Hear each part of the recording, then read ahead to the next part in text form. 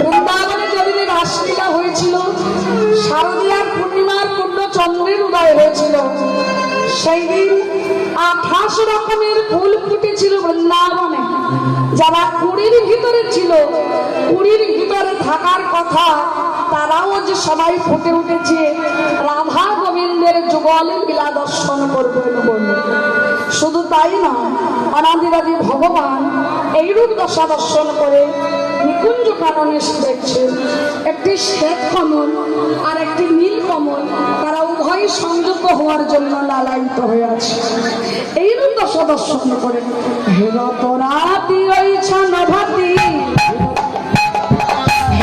রাতি ওইছা নভাতি, রাতি ওইছা নভাতি, রাতি ওইছা নভাতি, রাতি ওইছা নভাতি, মাতি রে, মাতি রে, মাতি রে, মাতি রে,